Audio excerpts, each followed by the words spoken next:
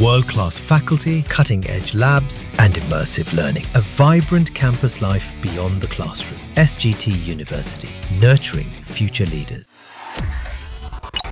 Iran के 3 प्रमुख परमाणु ठिकानों पर अमेरिका के हमले के बाद मध्य पूर्व में तनाव गहरा गया है। अमेरिका की इस सैन्य कार्रवाई ने न सिर्फ इजराइल ईरान टकराव के ओर बढ़ने का खतरा और ज्यादा बढ़ने का खतरा पैदा कर दिया है, बल्कि इस पर मुस्लिम और अरब देशों की तीखी प्रतिक्रिया भी लगातार सामने आई है।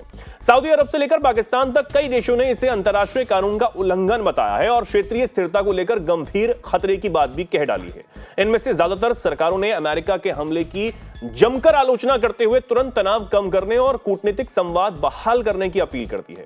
इन बयानों में अंतर्राष्ट्रीय नियमों के पालन की मांग भी की गई है, यानी कि अब सवाल यह है कि पहले इजराइल और ईरान के सीधे टकराव में मुस्लिम देश लगातार यह कह रहे थे कि इजराइल जो है उसके हमलों की हम कड़ी निंदा करते हैं, हालांकि अमेरिका के मामले में यही कहा, लेकिन अब वो जोश नजर नहीं आ रहा और वो जो चीज सच में ईरान को चाहिए, जो समर्थन तमाम मुस्लिम देशों से चाहिए, वो उतना खुलकर दिख तो नहीं रहा है। तो क्या सच में अब अमेरिका के हमलों के बाद मुस्लिम देश इकट्ठा हो सकते हैं? क्या ऐसा सच में हो पाएगा और बहुत मजबूती से हो सकते हैं? ये भी सवाल है।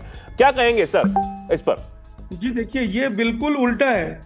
ये बिल्कुल उल्टा है। अमेरिका के इंटरवेंशन के बाद तो मुस्लिम यूनिटी और भी टूटेगी। देखिए, मैं आपको बताऊं, इसको भी परिदृश्य को पूरी तरह से समग्रता से देखने की जरूरत है। जब ईरान में 1979 में इस्लामिक रिवॉल्यूशन हुई खुमैनी द्वारा, तो तभी से सुन्नी अरब वर्ल्ड उनसे दूर हो गया। 1990 के इराक कुवैत की वॉर में भी हम देखें, या चाहे 2001-2003 अफगान इराक वॉर में देखें, उसमें भी मुस्लिम वर्ल्ड पूरी तरह डिवाइडेड था। एक मिडिल ईस्ट इंस्टीट्यूट है जिसकी रिपोर्ट में कहा गया है कि ईरान को मुस्लिम कंट्रीज से सहायता नहीं मिलेगी इस बार भी।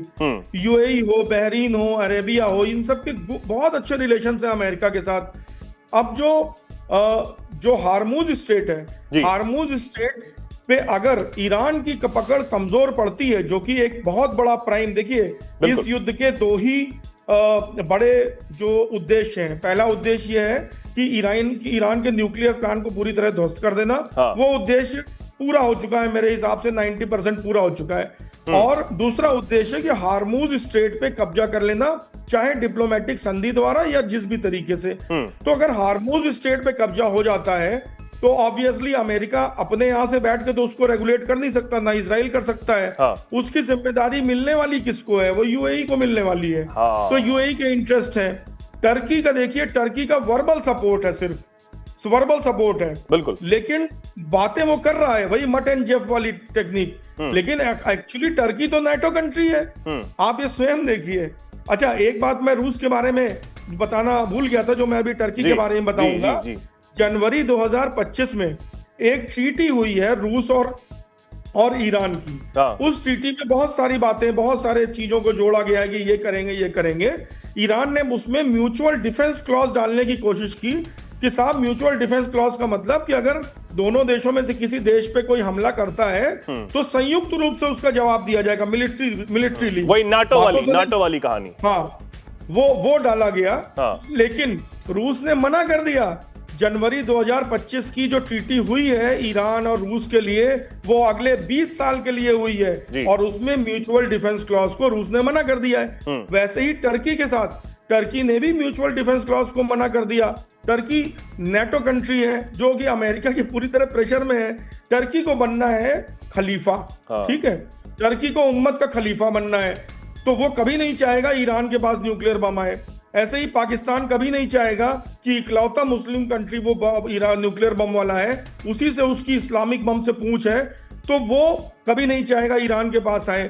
सीरिया में खुद ही गृह युद्ध चल रहा है, ठीक है, उनकी थोड़ी पॉपुलेशन कर सकती है सपोर्ट, लेकिन पॉपुलेशन के सपोर्ट से कुछ नहीं होता, कोई वोट थोड़ी डालना है जाकर के। तो अब हम इसमें देखें कि इवन अब मैं आता हूं बहुत महत्वपूर्ण चीज में, शिया सुन्नी मुद्दे पे।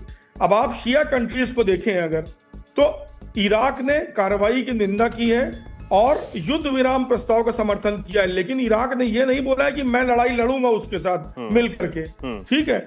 लेबनान, हिजबुल्लाह, यस, वो मदद कर सकता है थोड़ी बहुत, और जो एक्सिस ऑफ रेजिस्टेंस है ये हूती का, हिजबुल्ला का, ये थोड़ी बहुत मदद कर सकते हैं। बट आप समझिए कि इजराइल जैसे, अमेरिका जैसे देश के सामने ये मच्छर है, ये कुछ नहीं कर पाएंगे। थोड़ा बहुत वेपन इनको रशिया दे देगा, लेकिन ये कुछ नहीं कर पाएंगे।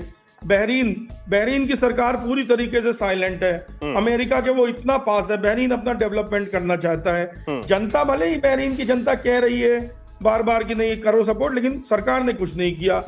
सीरिया कह रहा है कि साहब हम मध्यस्थता करेंगे, ठीक है, उसने ये नहीं बोला कि हम कार्रवाई करेंगे। अजरबैजान में क्या है, अजरबैजान के भी तुर्की और इजराइल के साथ बहुत अच्छे संबंध है, इसलिए वो भी नहीं बोल रहा। तो शिया कंट्रीज, शिया बाहुल कंट्रीज ही नहीं बोल रही। लेकिन वो अजरबैजान तो इजराइल के साथ तमाम जो संबंध है वो बना रहा है। बिल्कुल बिल्कुल, वो सब डिप्लोमेसी कर रहे हैं बस, और कुछ नहीं। और सुन्नी कंट्रीज का क्या है, सुन्नी कंट्रीज में किसी के पास इतनी दम नहीं है, और ज्यादातर कंट्रीज जैसे मैंने बताया यूएई वगैरह सब, अरब वगैरह, ये सब अमेरिका के साथ है।